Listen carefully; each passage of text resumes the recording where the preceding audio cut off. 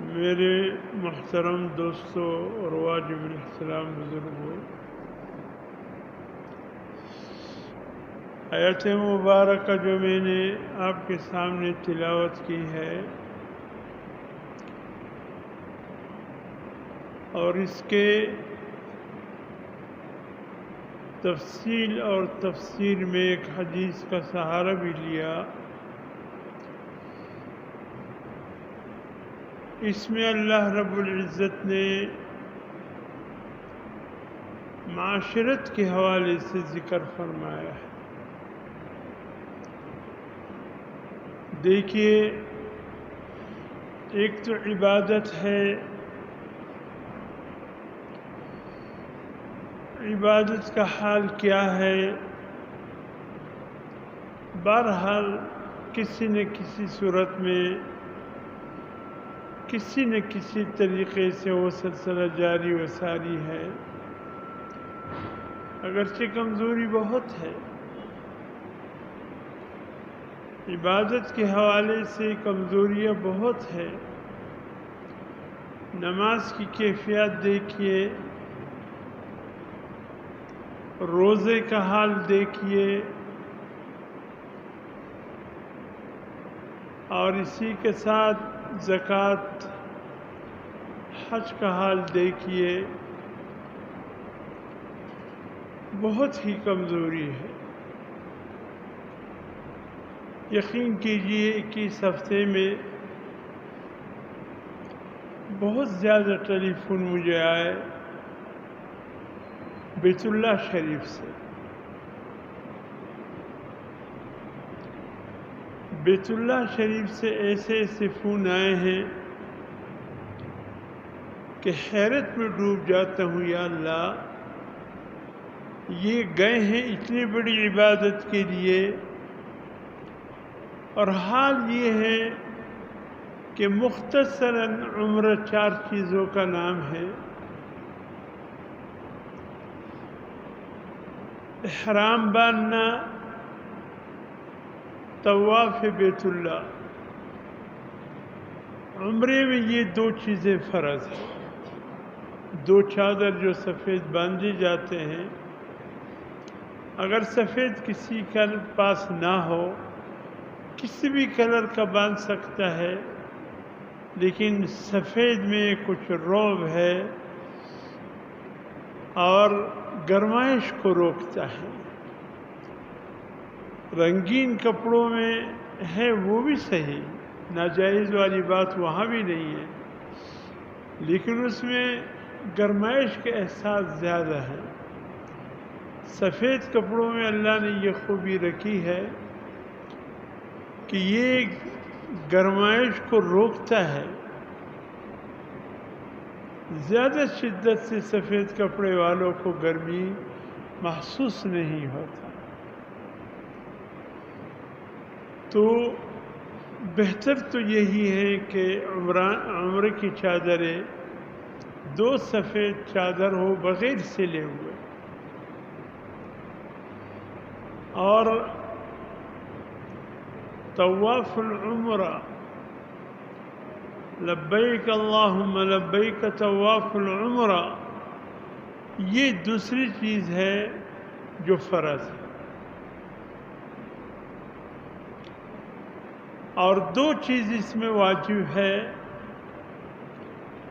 ایک صفا مروہ کے درمیان سعی کرنا، اور دوسرا سر کے بالوں کو حلق کرنا، یعنی کوشش یہ ہو کہ مکمل استورہ پہن لیا جائے۔ 3 دفعہ اس کے لیے حضور صلی اللہ علیہ وسلم نے دعائیں مانگی۔ بالمقصرین، جو بالوں کو چھوٹا کرتے ہیں، وہاں بھی شرط یہ ہے کہ ہر بال کو چوتھائی لینا ہے۔ فرمایا اللہ رحم فرمائے ان عمرہ اور حج کرنے والوں پر جو اپنے بالوں کا حلق کرتے ہیں، یعنی استورہ پہنتے ہیں۔ 3 دفعہ ان کے لیے دعا ہے۔ اور چوتھی مرتبہ فرمائے وَبِالْمُقَصِّرِينَ، ان پر بھی اللہ کی رحمت ہو جو بالوں کی قصر کرتے ہیں، ہر بال کا چوتھائی حصہ کاٹتا ہے، لیکن اس کے لیے ایک دعا ہے۔ اب بہت سے عجیب مسائل آ رہی۔ کل ایک مسئلہ آیا، پریشان بھی ہوا، حیران بھی ہوا، یا اللہ یہ ہمارے حج اور عمرے رنگ جو نہیں لا رہے ہیں، کیا وجہ ہے؟ ہماری نمازیں بے اثر، ہماری روزے بے اثر، ہماری زکوٰۃ بے اثر، ہمارے حج اور عمرے بے اثر، کوئی اثر اس میں نہیں، جیسے گئے ویسے پلٹ کر واپس آ گئے۔ اس لیے نہ آداب سے ہم واقف ہیں، نہ ادا کرنے کے طریقے سے ہم واقف ہیں، نہ یہ کہ واجبات کیا ہے، فرائض کیا ہے، نہیں اس سے واقف ہے۔ بس جیسے گئے ویسے واپس آ گئے، سوائے ان کے جنہوں نے جو سیکھ کر گئے ہیں، جو سیکھ کر گئے ہیں۔ اب کل فون آئے کہ قاری صاحب ہمارا عمر مکمل ہو گیا، اب ہم کل پرسوں جدہ جائیں گے، یعنی آج یا کل، ہم طواف ویزا کب کریں؟ آج کریں یا کل کریں؟ میں نے کہا اللہ کے بندو، تمہیں کس نے کہا کہ عمرے میں طواف ویزا ہے؟ کس نے کہا؟ کتنے یہ لوگ الوداعی طواف کرتے رہتے ہیں، تو ہم تو یہی سمجھے کہ بھئی حاضری کے وقت بیت اللہ ہر حاضری میں الوداعی طواف ہوتا ہوگا۔ میں نے کہا اللہ کے بندے، حج کے 7 واجبات ہیں، حج 7 واجبات ہیں، 3 فرض 7 واجب حج کے، اور حج کے 7 واجبات میں سے آخری واجب طواف ویزا ہے۔ باقی یہ طواف ویزا نہ عمرے میں ہے، نہ ایسے ہی کوئی گیا تھا کہ چلو میں طواف کی عمرے کی نیت کر لیتا ہوں، نہ اس میں ہے۔ باقی کسی جگہ بھی طواف ویزا نہیں آیا، سوائے حج کے 7 واجبات میں آخری واجب طواف ویزا ہے۔ کتنی ساتھیوں میں جھگڑا ہے، کوئی کہتے ہیں کہ آج طواف ویزا، یہ کل کی بات ہے، کوئی کہتے آج کرو، کوئی کہتے کل کرو، کوئی کہتے ہیں کہ پرسوں روانگی ہے تو فجر کی نماز کے بعد کرو۔ اگر بغیر طواف ویزا کے چلے گئے، عمرہ برباد ہے، سر پکڑ کر دے۔ یا اللہ اتنے بڑی عبادت کے لیے آتے ہیں،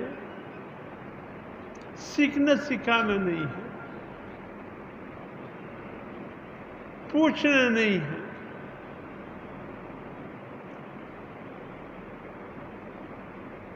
آزمین خواب نہ بدائی، دادا قندار چکم زمین ملگری دی دی بخوا نہ بدائی، دورزی لس لس یولس یولس اتلس اتلس عمری می راوڑے عمری می یوڑے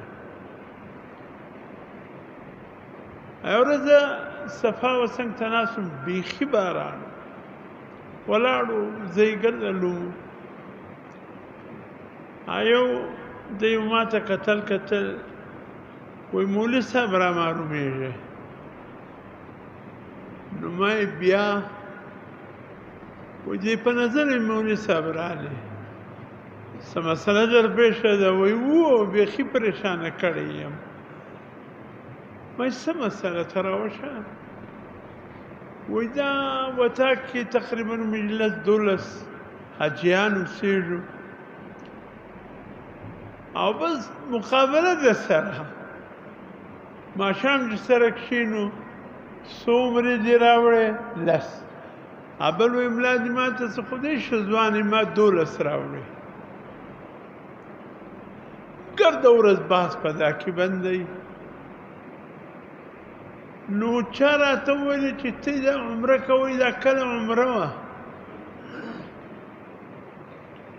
دا خو ګر سره عمره نه ده نو ما یې ښه څه راوښیه ته څنګه عمره کوئ بس وی دلته طواف وکړو بیا ولاړ شو سر وخرایو او بیا وزغلو مسجد عایشې ته بیا هلته نیت وکړو بیا راسو طواف وکړو بیا سر وخرایو بیا وزغلو نو ما یې هغه دا طواف نه صفا مروه نو ما یې د بیت الله شریف طواف دې څه کوي وی دا په عمره کې کله وو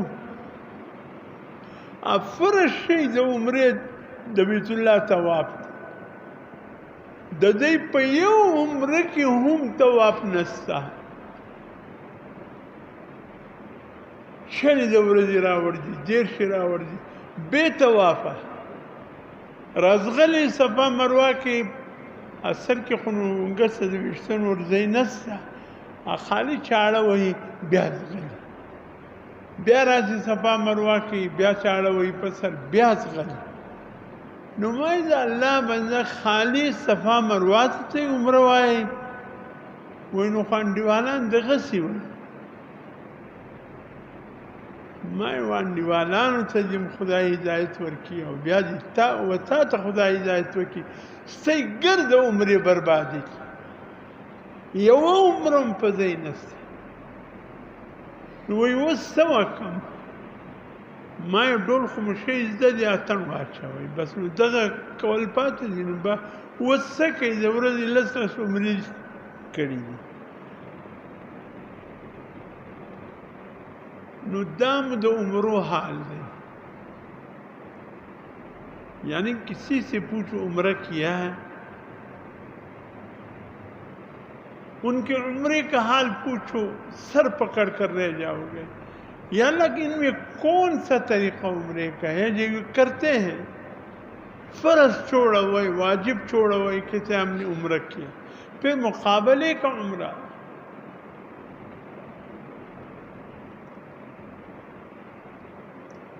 میرے محترم دوستو یہ تو عبادتوں کا حال ہے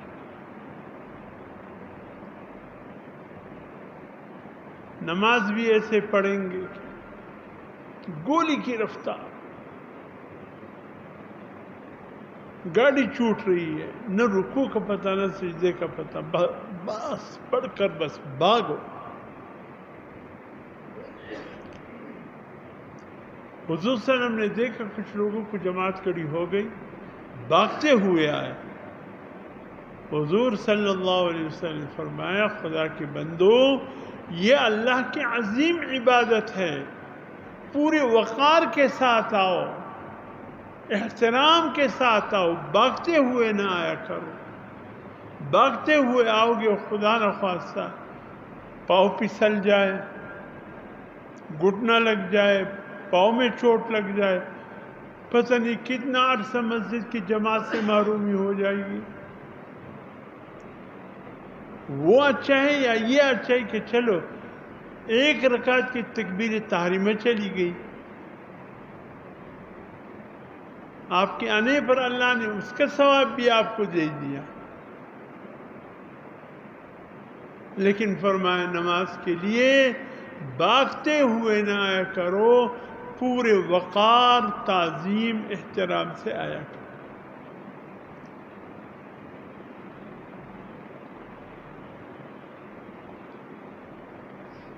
اللہ قبول فرمائے ٹوٹا پھوٹا عبادت ہے جیسے تیسے کر لیا بس گلے میں ایک توختہ اٹھا کر پھینک دیا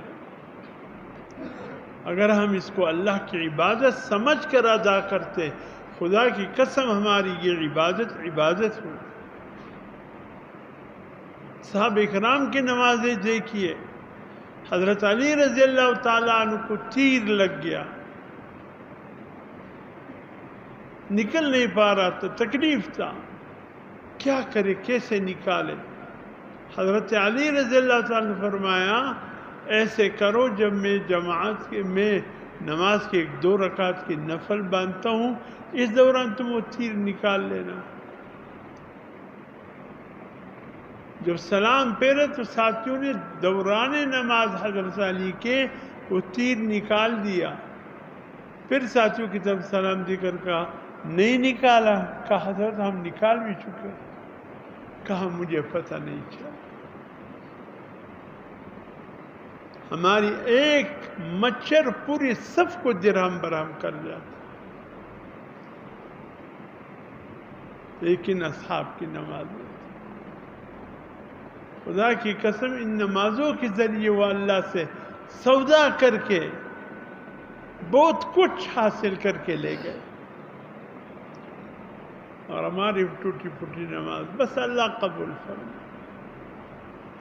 کوشش تو کر لینا، نماز وقار کے ساتھ، مسائل سیکھ کر ہم عمرہ اور حج ادا کریں۔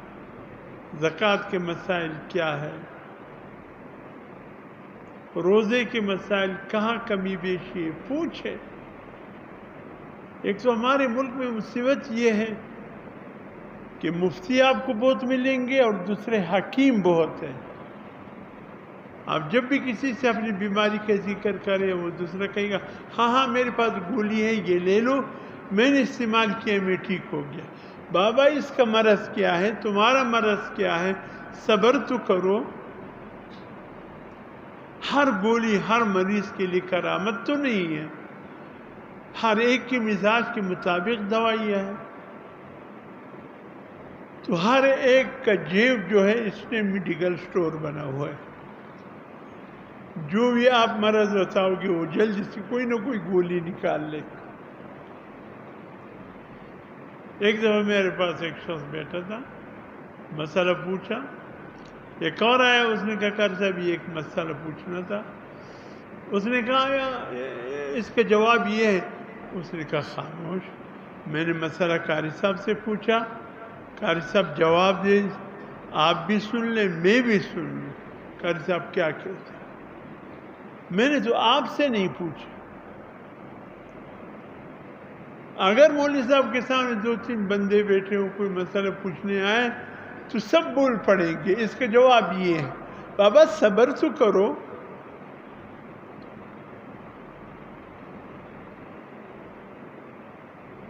اور اسی طریقے سے میرے محترم دوستو، یہ معاشرت جو ہے، چھوٹے چھوٹے مسئلے جس کو ہم نے نظر انداز کیا ہے، یہ چھوٹے چھوٹے مسائل ہماری ایمان کو بنا رہا۔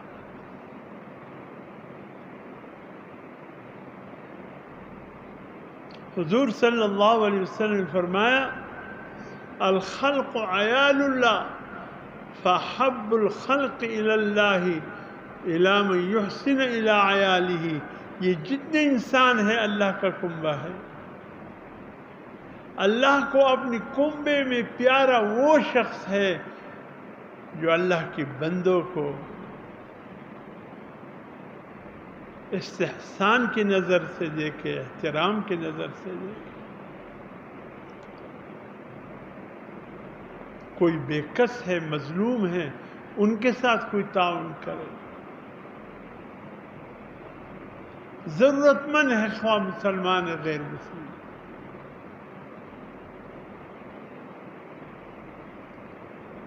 آپ اس کے ساتھ حسن سلوک کے انداز، چھوٹے چھوٹے مسائل۔ قرآن مجید کی سورہ حجرات کو دیکھیے، اللہ نے چھوٹے چھوٹے مسائل کو بیان کیا۔ آپس میں مل جل کیسے رکھو، آپس میں رہو کیسے، اس لیے کہ انسانوں کا ایک معاشرہ ہے، گھر کے اندر ایک ماحول ہے، باہر سفر میں انڈیوالی کا ایک ماحول ہے، سفر میں جاتے ہوئے سفر کے ایک دوست بنا ہوا ہے، اس کے ساتھ ایک علیق سلیق کا ماحول ہے. اللہ نے فرمایا ہر ایک کو اپنے درجے پر رکھو. سورہ حجرات میں کیا فرمایا؟ یا ایھا الذین آمنوا لا یسخر قوم من قوم عسى یکونوا خیرا منهم ولا نساء من نساء عسى ان یکن خیرا منهن. اے ایمان والو، ایک دوسرے کا مذاق مت اڑاؤ.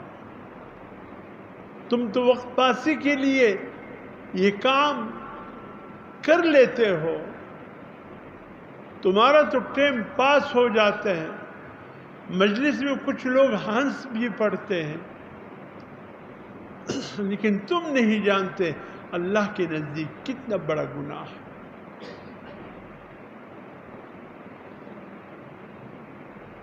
تمسخر کا انداز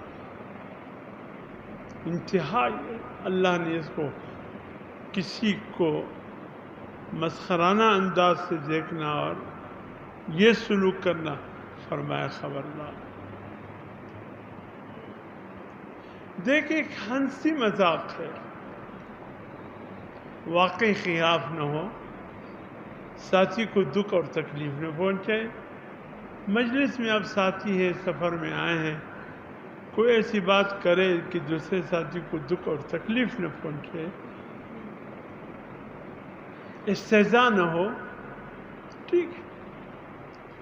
لیکن کسی کو اس انداز سے اس کا مذاق اڑانا کہ اس کو تکلیف پہنچے.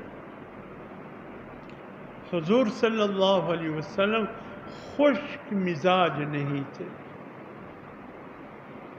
آپ خوش اخلاق تھے. آپ نے سفر میں کبھی ساتھیوں سے خشک مزاجی نہیں دکھائی، آپ خوش گفتار تھے. ایک جگہ پہنچے، ایک صحابی نے دعوت کی، وہاں تو کیا دعوت تھا؟ کھجوروں کا دعوت تھا. لا کر تال سب کے سامنے رکھ دیے. حضور سے ان کے دائیں حضرت عمر، حضرت صدیق اکبر سب بیٹھ گئے، اس طرف حضرت علی بیٹھ گئے. حضور سے ان کے دل میں کوئی خیال آیا، کھجور کاتے جاتے تھے اور اس کو گٹلیاں نکال کر حضرت علی کے سامنے رکھتے گئے. جب گٹلیاں کافی جمع ہو گئے حضرت علی کے سامنے اور باقیوں کے سامنے توڑے توڑے حضرت علی کے سامنے جیسے ڈبل کا آیا ہو. حضور صلی اللہ علیہ وسلم اس موقع پر آپ نے جو خوش گفتاری کا مظاہرہ کیا، سبحان اللہ، ایسا دیکھا، سب کی طرف دیکھا اور فرمایا علی، ساتھیوں سے ذرا زیادہ کھجور تم نے نہیں کھائے. ساتھیوں کے سامنے گٹھلیاں دیکھو اور تمہارے سامنے گٹھلیاں دیکھو، ساتھیوں کے مقابلے میں ڈبل گٹھلیاں آپ کے سامنے پڑے ہیں. حضرت علی بھی خوش گفتار تھے، خوش مزاج تھے. کہا یا رسول اللہ داد دیجئے، حیرانگی آپ پہ ہیں، میں نے تو گٹلیوں نکال کر کے کھجور کھائے ہیں، آپ تو گٹلیوں سمیت کھا گئے ہیں. آپ کی گٹلیاں کہاں ہیں؟ محفل گلی گلزار ہوا. اب یہ واقعہ خلاف بھی نہیں تھا، کوئی استہزاء اور مذاق بھی نہیں تھا، ایک خوش گفتاری تھی حضور صلی اللہ علیہ وسلم کی. ایک عورت نے آ کر کہا، بوڑھی تھی، یا رسول اللہ کیا بڑی عورتیں جنت میں جائیں گے؟ حضور نے فرمایا کوئی بوڑھا مرد، کوئی بوڑھی عورتیں، کوئی جنت میں نہیں جائے گا. اب وہ بوڑھی عورت رونے لگ گئی. حضور نے فرمایا جاؤ ان کو بتا دو کوئی بوڑھی عورت بوڑھی ہو کر، کوئی بوڑھا مرد بوڑھا ہو کر جنت میں نہیں جائے گا، اللہ ان کو جوان بنا کر جنت میں داخل فرمائیں گے۔ حقیقت بیان کی لیکن خوش گفتاری کے انداز میں۔ ایک نے آ کر کہا وسلم بیت المال سے ایک اونٹ دیجئے، جمعے کے دن پہنچنا بھی مشکل ہوتا ہے آپ کے پاس اور بہت ضرورت۔ حضور نے فرمایا بھئی یہ ضرورت مند ہے، ان کو بیت المال میں سے اونٹنی کا بچہ دے دو۔ اس نے کہا یا رسول اللہ کب تک میں بچے کا انتظار کروں گا کہ وہ بڑا ہوگا تب میرے سواری اٹھانے کے قابل ہوگا؟ حضور نے فرمایا میاں ہر اونٹ اونٹنی کا بچہ ہی تو ہوتا ہے۔ خلاف واقع، خوش مزاجی، خوش گفتاری یہ اور چیز ہے، اور ہنسی مذاق اڑانا یہ تو کسی کو اذیت اور تکلیف پہنچا۔ اتنی بات سے بھی شریعت نے ہمیں روکا ہے کہ خبردار یہ بات بھی اللہ کو ناراض کرنے والی۔ انشاءاللہ زندگی باقی تفصیلات بعد، وقت اجازت نہیں دے رہے۔ اللہ عمل کی توفیق عطا فرمائے۔ سنت